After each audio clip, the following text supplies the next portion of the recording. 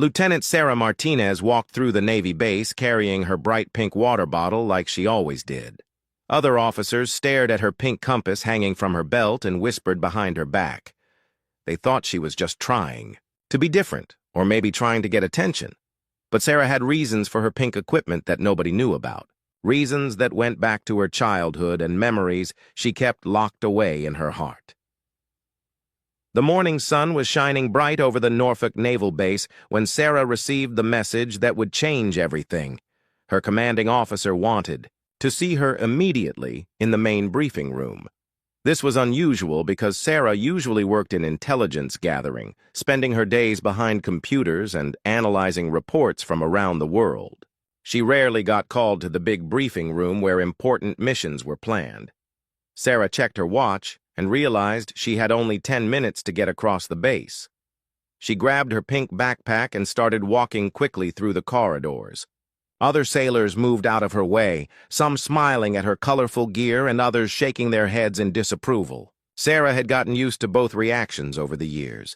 She knew that standing out in the military was not always a good thing, but she also knew that being true to herself was more important than fitting in with everyone else. When Sarah reached the briefing room, she stopped outside the heavy wooden door and took a deep breath. She could hear voices inside, deep male voices that sounded serious and focused. She knocked 3 times and waited for permission to enter. A strong voice called out for her to come in, and Sarah opened the door to step into a room that would change her life forever. Inside the room sat 6 of the most intimidating men Sarah had ever seen. They were all wearing Navy uniforms, but these were not ordinary sailors. These were Navy SEALs, the elite Special Forces soldiers who completed the most dangerous missions in the world. Their faces were hard and serious, their bodies muscular and alert. They looked like they could handle any challenge that came their way, and they were all staring at Sarah with expressions that ranged from curious to skeptical. At the head of the table sat Admiral Richardson, a man Sarah had only seen from far away at formal ceremonies.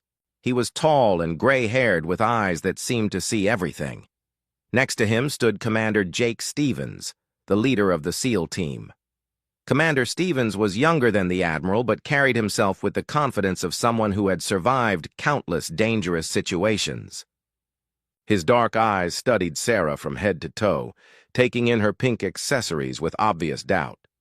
Admiral Richardson gestured for Sarah to take a seat at the long conference table. The leather chair felt cold against her back as she sat down, trying to look professional while 6 elite warriors continued to examine her like she was some kind of puzzle they needed to solve. The silence in the room was heavy and uncomfortable until Admiral Richardson finally spoke. The Admiral explained that they had a situation that required someone with very specific skills. A high-value target had been captured by enemy forces in Eastern Europe and was being held in a fortress-like compound that seemed impossible to penetrate. 2 previous rescue attempts had failed badly, resulting in injured soldiers and the target being moved even deeper into enemy territory. Time was running out, and they needed a completely different approach. Sarah listened carefully as the Admiral described the target. His name was David Chen, an American journalist who had been investigating war crimes in the region. He had discovered evidence that could expose corruption and save innocent lives. But he had been captured before he could share his findings with the world. The enemy knew how important David was, which meant they were guarding him with extreme care and suspicion. The briefing continued with detailed maps and photographs of the compound where David was being held. Sarah studied the images while the Admiral explained why traditional military tactics would not work. The building was surrounded by high walls and guard towers. Electronic sensors covered every approach route. Armed patrols moved around the perimeter day and night. Any obvious rescue attempt would result in David being killed before the rescuers could reach him. Commander Stevens spoke for the first time since Sarah had entered the room. His voice was deep and firm as he questioned why an intelligence officer with pink gear was being included in a discussion about special operations. He made it clear that he thought this was a mistake, and that dangerous missions required experienced warriors, not desk officers who played with colorful toys. The Admiral raised his hand to silence Commander Stevens and explained why Sarah was perfect for this mission. She spoke fluent Russian thanks to her grandmother, who had escaped from Russia during the Cold War. She had grown up learning about Russian culture and customs. She had even spent time in Eastern Europe during college, working with humanitarian organizations and learning how to blend in with local populations. Sarah felt her heart racing as she began to understand what they wanted her to do. This was not going to be a traditional military rescue mission.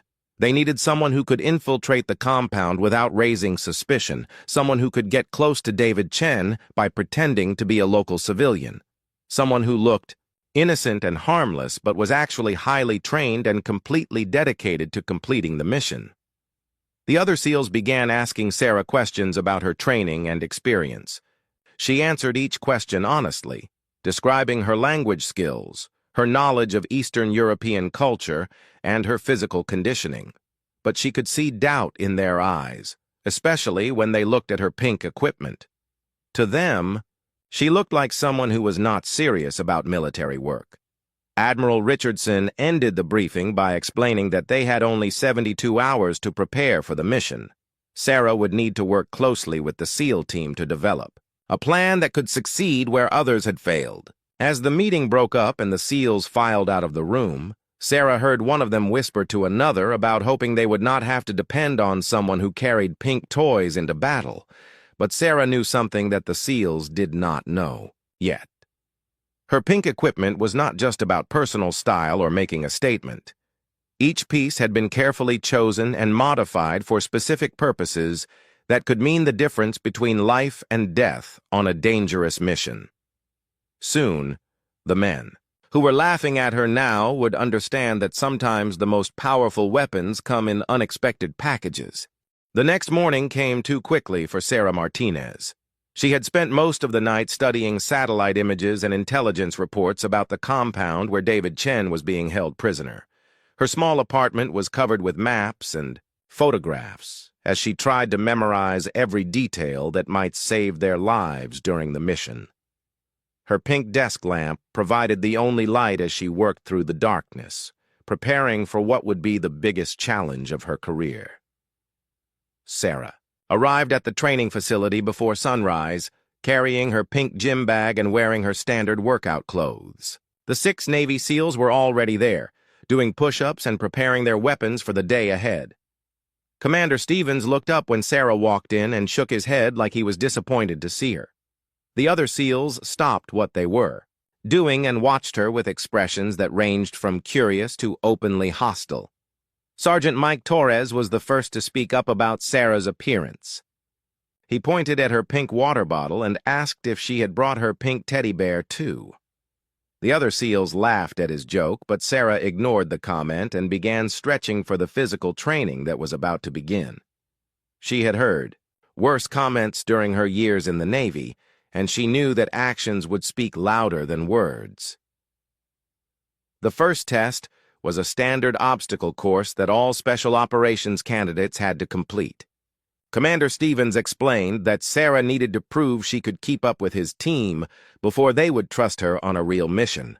The course included rope climbing, wall scaling, crawling under barbed wire, and running through a series of challenging obstacles designed to test strength, speed, and mental toughness. Sarah stepped up to the starting line and waited for the signal to begin. The SEALs gathered around to watch, expecting to see her fail quickly and dramatically. When the whistle blew, Sarah exploded forward with surprising speed and determination. She attacked each obstacle with precision and skill that shocked everyone watching. Her years of training and physical conditioning became obvious as she moved through the course like a natural athlete. The rope climb was where most people expected Sarah to struggle because it required significant upper body strength. Instead, she scaled the 30-foot rope faster than 3 of the 6 SEALs had managed during their own runs. Her technique was flawless, using her legs to assist her arms and maintaining perfect rhythm all the way to the top. When she reached the bell at the peak and rang it loudly, even Commander Stevens looked impressed. The wall obstacle came next, a 12-foot vertical barrier that required careful planning and explosive power to overcome. Sarah approached it with confidence, using a running start to leap high and grab the top edge. She pulled herself up and over in one smooth motion, landing gracefully on the other side. The SEALs were beginning to realize that they had seriously underestimated this woman with the pink accessories. When Sarah finished the entire obstacle course, her time was not just respectable for someone outside special operations. Her time was actually faster than half the SEAL team had achieved during their own recent training runs. She crossed the finish line breathing hard but still standing strong, while the men who had been mocking her pink equipment were now staring at her with new respect and curiosity. Commander Stevens walked over to Sarah and asked where she had learned to move like that. Sarah explained that she had been training in martial arts since childhood and had competed in military athletics throughout her career. Her grandmother, the same Russian woman who had taught her the language, had also taught her that physical strength was just as important as mental strength for surviving in a dangerous world. The weapons training session that followed would prove even more impressive for Sarah. When it came time to test knife fighting skills, Sergeant Torres made another joke about Sarah's pink knife handle. He said it looked like something a little girl would use to cut birthday cake. But when the sparring session began, Sarah's knife work was so fast and precise that Torres found himself on the ground 3 times in less than 2 minutes. Sarah's knife had been specially modified by a master craftsman who understood that sometimes the most dangerous weapons were the ones that looked harmless. The pink handle was not just for appearance, but was actually made from a special material that provided better grip and balance than standard military knives.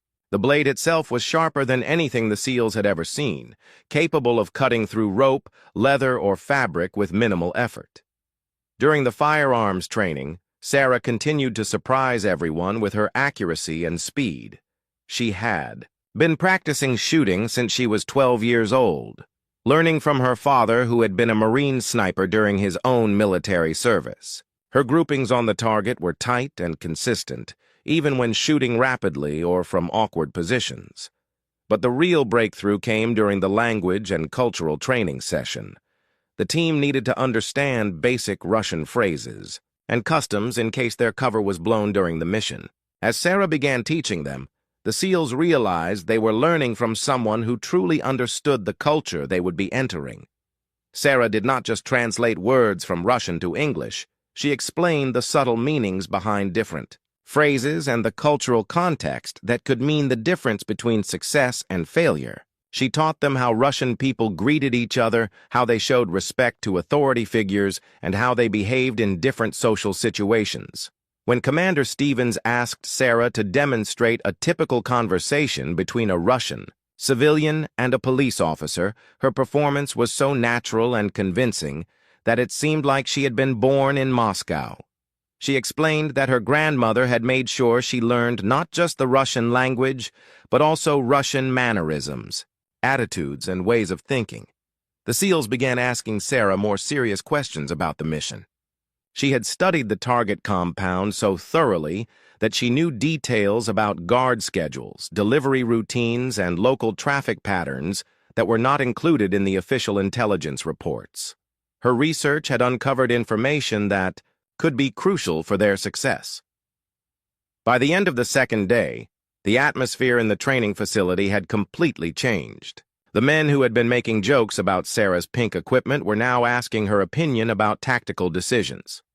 Commander Stevens admitted privately that he had been wrong about her capabilities and that her unique combination of skills made her invaluable for this particular mission.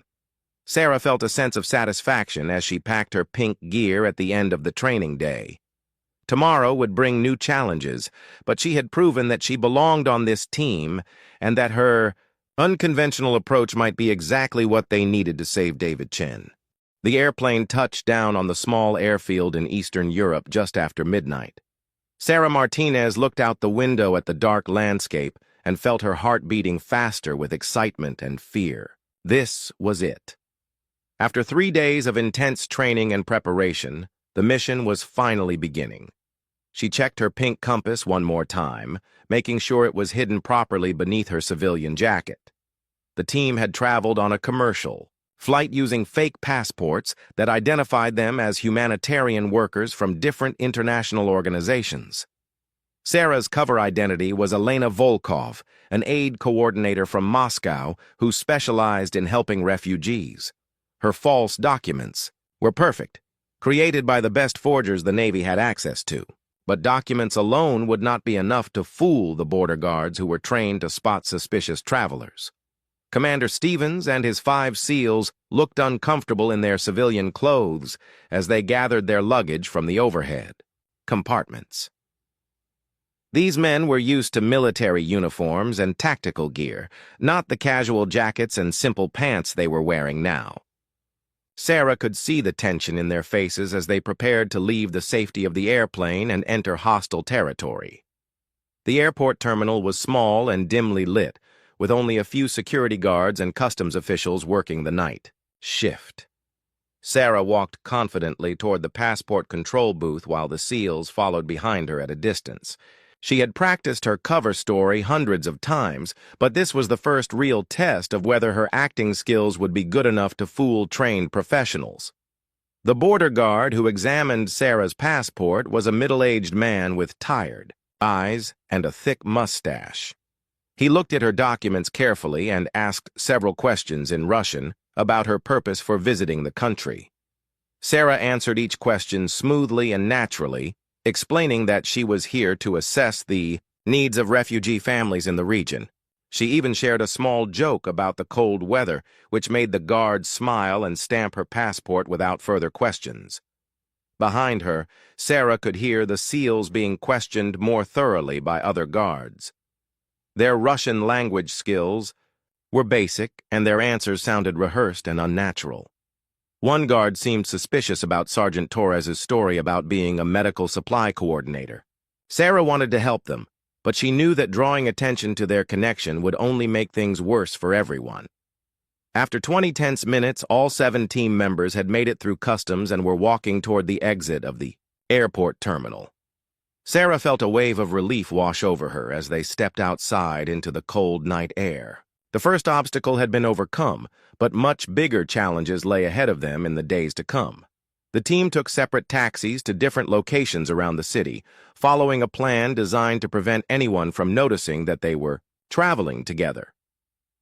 Sarah rode alone to a small apartment building on the outskirts of town, while the SEALs went to a safe house that had been prepared by local contacts who supported American operations in the region.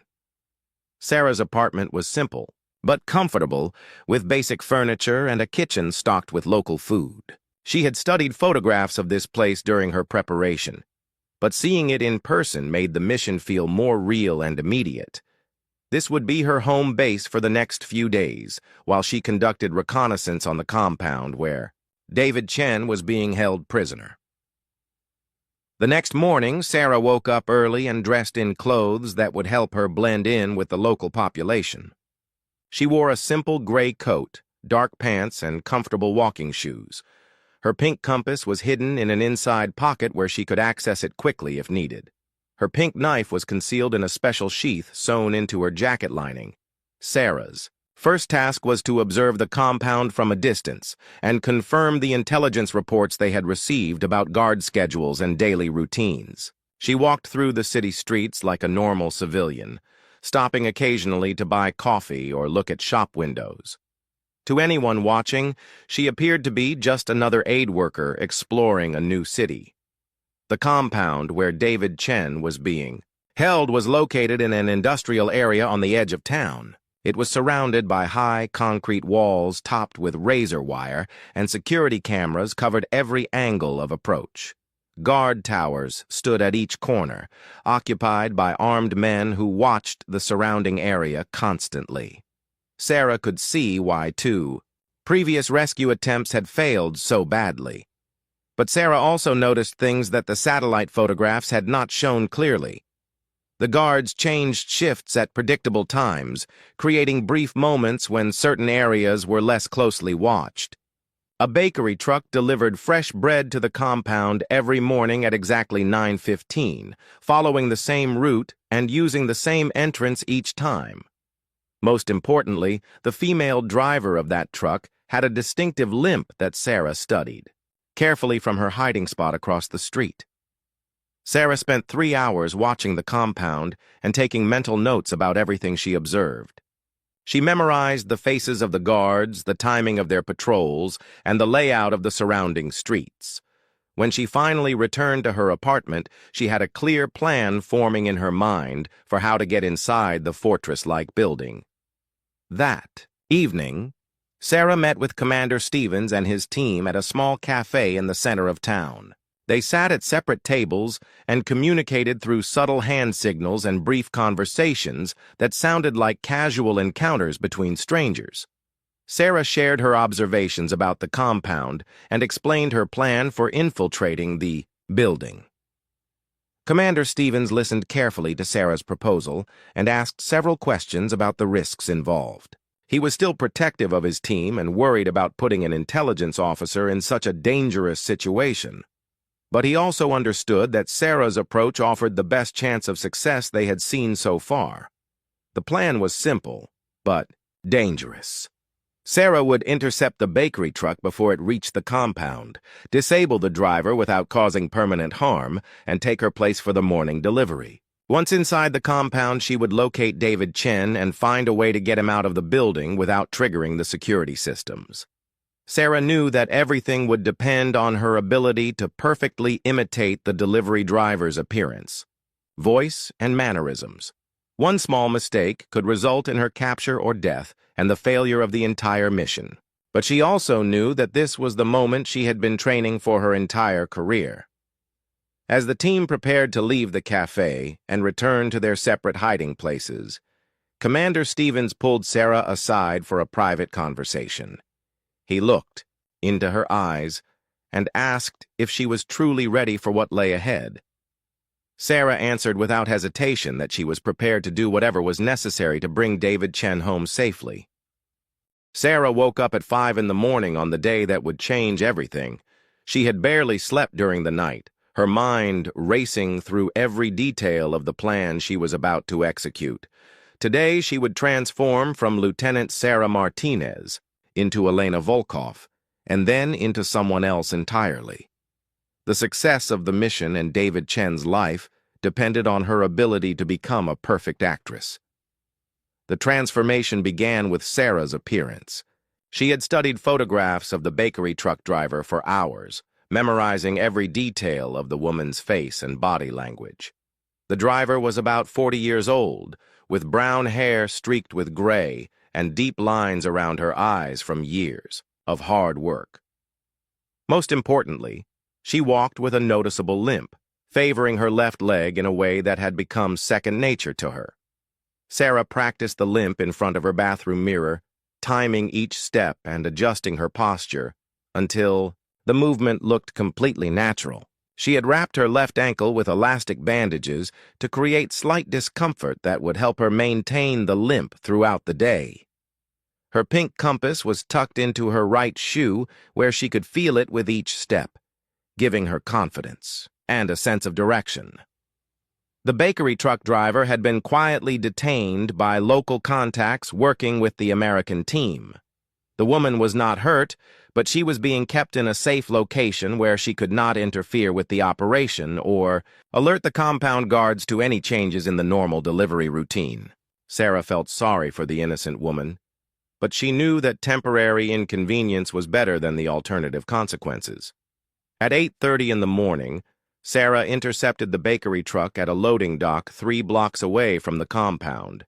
She was dressed in the same type of simple work clothes that the real driver always wore, complete with a faded apron and comfortable walking shoes. Her pink knife was hidden in a specially modified bread basket, disguised as a decorative handle on what appeared to be an ordinary container. The truck was filled with the same types of bread and pastries that were delivered to the compound every morning. Sarah had learned the names of all the different products so she could discuss them naturally if anyone asked questions. She also knew the prices and ingredients, details that might seem unimportant but could mean the difference between success and disaster if a guard decided to test her knowledge.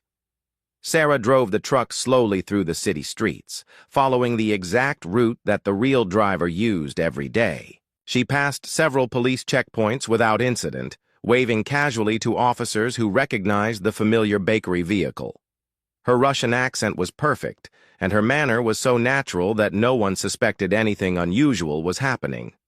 The compound gates came into view at exactly 9:10 in the morning, just as Sarah had planned. She could see the guards in their watchtowers scanning the area with binoculars, but they barely glanced at the bakery truck that arrived at the same time every day. Sarah's heart was pounding, but she forced herself to breathe slowly and maintain the calm demeanor of someone who had made this same trip hundreds of times before. The main gate guard was a young man named Pavel, who always chatted with the bakery driver about local news and weather. Sarah had studied recordings of their previous conversations, learning Pavel's voice and mannerisms so she could respond appropriately to whatever he might say. When he approached the truck with his usual friendly smile, Sarah was ready for him. Pavel asked about Sarah's leg, commenting that her limp seemed worse than usual today. Without missing a beat, Sarah complained about the cold weather making her old injury ache more than normal. She rubbed her left knee and sighed dramatically, playing the role of someone who had learned to live with chronic pain. Pavel sympathized and waved her through the gate without checking her cargo or asking for identification. Inside the compound, Sarah parked the truck in the same spot where the real driver always stopped. She gathered several bread baskets and limped toward the main building entrance, nodding to guards who barely looked up from their posts. Her pink knife remained hidden among the genuine bakery products, invisible to casual observation, but ready for use if the situation became dangerous. The compound's interior was larger and more complex than Sarah had expected from studying the satellite photographs. Corridors branched off in multiple directions, and she could hear voices and footsteps echoing from different parts of the building. Her pink compass helped her maintain her sense of direction as she navigated through the maze-like structure, but finding David Chen would require more than just good navigation skills. Sarah had memorized the building's original blueprints and knew that the detention cells were located in the basement level, but getting there without attracting attention would require careful planning and perfect timing. She needed to complete her bread delivery duties first, establishing her presence in the building as normal and expected before she could begin searching for David. The kitchen staff greeted Sarah with the same casual friendliness they showed every morning. They helped her unload the bread and pastries, chatting about local gossip and complaining about their working conditions. Sarah participated in the conversation naturally, sharing opinions about politics and weather that sounded exactly like something the real driver would say. After completing the delivery, Sarah asked to use the bathroom, explaining that she had drunk too much coffee during her morning route. This gave her a legitimate excuse to explore parts of the building where a delivery driver would not normally go. She walked slowly through the corridors, her limp making her movement seem casual and unhurried while she searched for access to the lower levels. The basement entrance was located behind a heavy steel door marked with warning signs in Russian. Sarah waited until the corridor was empty, then used her pink knife to carefully pick the lock mechanism. The blade was specially designed for multiple purposes, including the delicate work required to defeat security systems without triggering alarms. The basement level was darker and colder than the upper floors, with concrete walls and harsh fluorescent lighting. Sarah could hear the sound of dripping water and distant voices as she made her way deeper into the underground facility. Her pink compass glowed softly in the dim light, helping her maintain her bearings as she searched for the detention cells. Sarah found David Chen in a small cell at the end of a long corridor. The journalist was sitting on a narrow cot, his head in his hands, looking defeated and exhausted. When he heard footsteps approaching, he looked up with fear in his eyes, expecting another interrogation session with his captors. Instead, he saw a woman in bakery worker clothes who whispered his name in perfect English. David's eyes widened with surprise and hope when Sarah quickly explained who she was and why she was there. She told him that the United States Navy had sent a team to rescue him and that she was going to get him out of this place. But first, she needed to assess his physical condition and determine whether he was strong enough to move quickly when the time came. The journalist was weak from days of captivity and poor nutrition, but he was alert and able to walk with assistance. Sarah knew that the original extraction plan had assumed David would be mobile enough to move rapidly through the compound. His current condition meant she would need to improvise and find a different way to get him out of the building without being detected. Sarah heard footsteps approaching in the corridor outside David's cell. She quickly hid behind the door and prepared her pink knife for action, knowing that discovery at this moment would doom both of them. The footsteps passed by without stopping, but Sarah realized that time was running out and she needed to act quickly before someone noticed her absence from the upper levels. Sarah knew she had only minutes before someone would notice that the bakery delivery was taking longer than usual. David Chen was too weak to walk normally, let alone run through the compound if they encountered trouble. She needed a plan that would work with his limited mobility, and she needed it immediately. Her mind raced through possibilities as she studied the small detention cell and the corridor beyond. The solution came to her when she remembered seeing a laundry cart in one of the upper corridors during her bread delivery. If she could get David into that cart and cover him with dirty linens, she might be able to wheel him out of the building disguised as routine maintenance work. It was risky and required perfect timing, but it was better than any other option she could think of. Sarah whispered her plan to David, who nodded weakly but with determination in his eyes. She helped him stand up from the narrow cot, noticing how much weight he had lost during his captivity. His clothes hung loosely on his thin frame, and his hands shook slightly from weakness and fear. But his mind was still sharp, and he understood exactly what needed to happen for both of them to survive. Using her pink knife, Sarah carefully cut through the zip ties that bound David's wrists. The blade was so sharp that it sliced through the plastic restraints without making any sound that might alert nearby guards. She also cut a length of rope that had been used to secure his ankles, freeing him completely from the physical restraints that had held him prisoner for days. The most dangerous part of Sarah's plan was about to begin. She needed to create a distraction that would give them time to escape, but it had to be something that seemed like an accident rather than sabotage.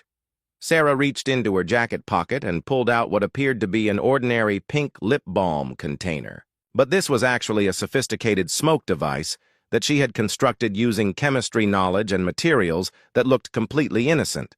Sarah activated the smoke device and placed it in a corner of David's cell where it would not be immediately visible. Pink smoke began filling the small room and seeping out into the corridor beyond. The color was unusual but not alarming, and the smoke itself was completely harmless to humans. More importantly, it would trigger the building's fire detection systems within minutes, creating exactly the kind of chaos Sarah needed. The fire alarms began blaring throughout the compound, just as Sarah and David reached the main corridor of the basement level. Guards were running in different directions, shouting orders and trying to locate the source of the smoke. In the confusion, no one paid attention to a limping bakery worker helping what appeared to be a maintenance man who had been overcome by smoke inhalation. Sarah guided David through the maze of corridors, using her memory of the building layout and her pink compass to navigate toward the service areas where she had seen the laundry cart earlier. David was breathing heavily and struggling to keep up, but he understood that their lives depended on moving quickly, despite his weakness and the chaos surrounding them. The laundry cart was exactly where Sarah remembered seeing it, filled with dirty uniforms and bed sheets from the compound's living quarters. She quickly emptied half the contents onto the floor, creating space for David to hide beneath the remaining linens.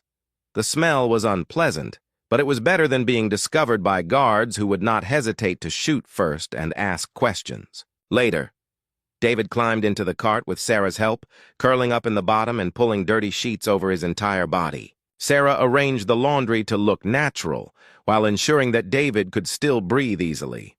To anyone giving the cart a casual glance, it would appear to contain nothing more than routine washing from the compound's daily operations. Sarah began pushing the laundry cart through the corridors, maintaining her limp and acting like a helpful civilian who was trying to assist during the emergency. The pink smoke was spreading throughout the building now, and guards were focused on evacuation procedures rather than checking the identity of everyone they encountered. Her timing had been perfect, creating maximum confusion at exactly the right moment. The most terrifying moment came when a senior officer stopped Sarah just 20 feet from the exit she was trying to reach. He was tall and intimidating, with the kind of suspicious eyes that came from years of security work.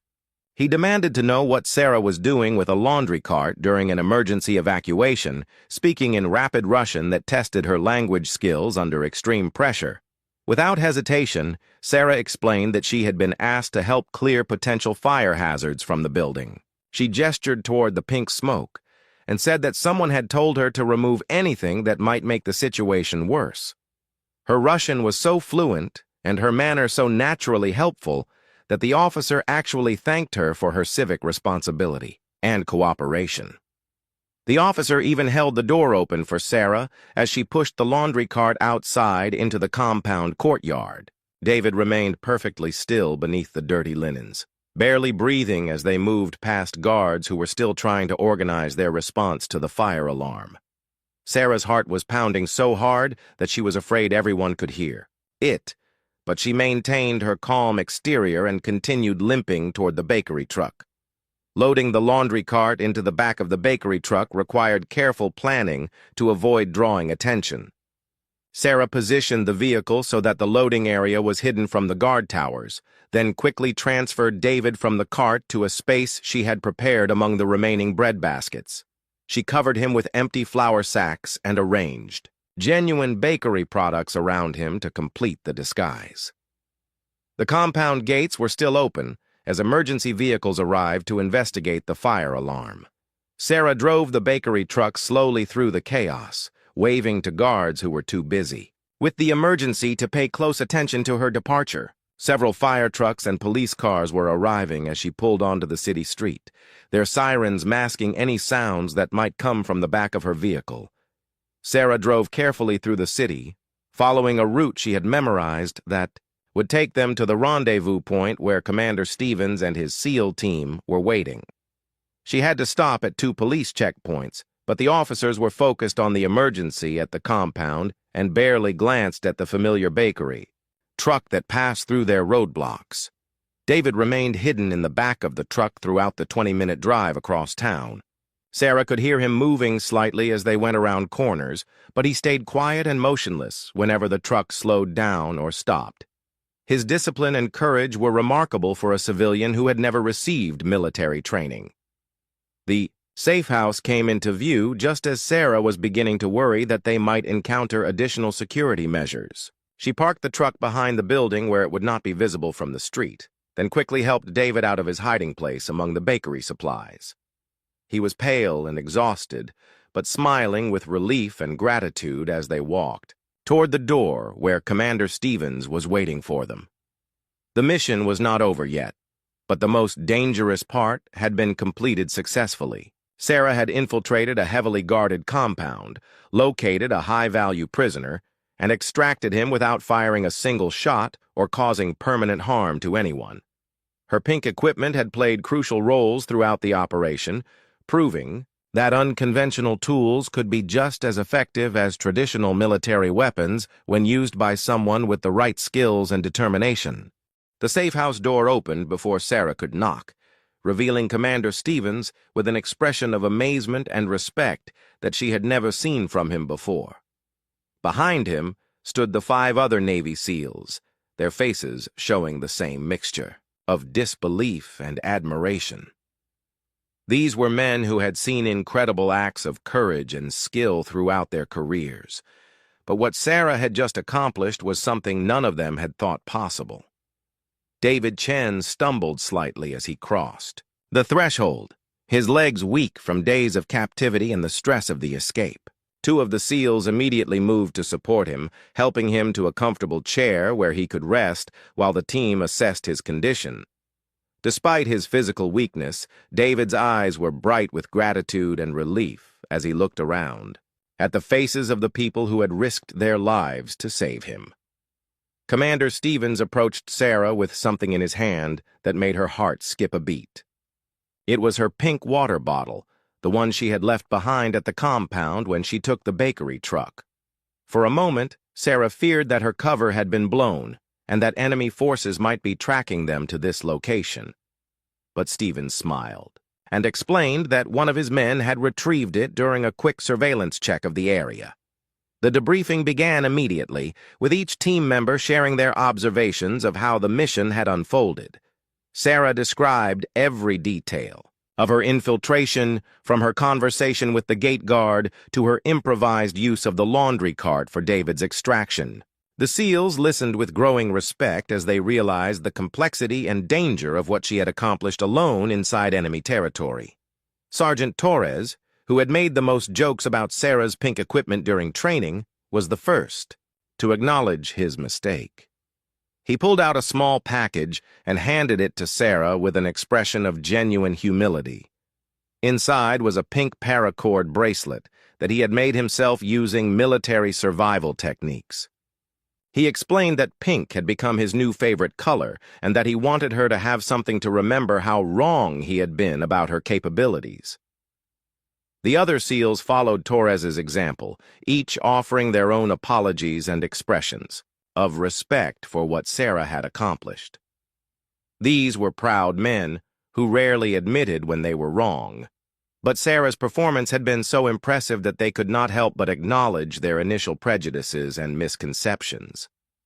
She had not just completed the mission successfully, she had redefined their understanding of what was possible.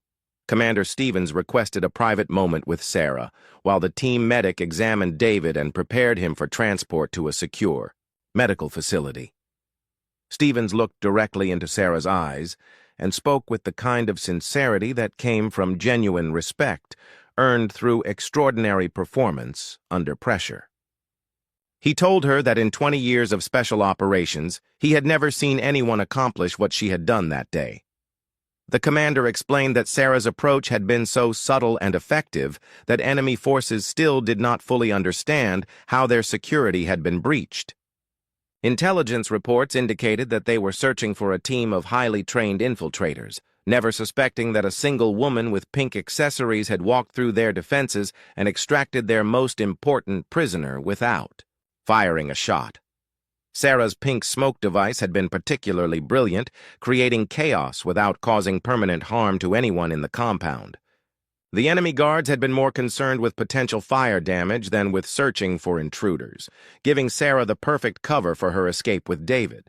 The device itself had been completely consumed in the process, leaving no evidence of advanced military technology or foreign involvement. David Chen's rescue was already having effects that reached far beyond just saving one man's life.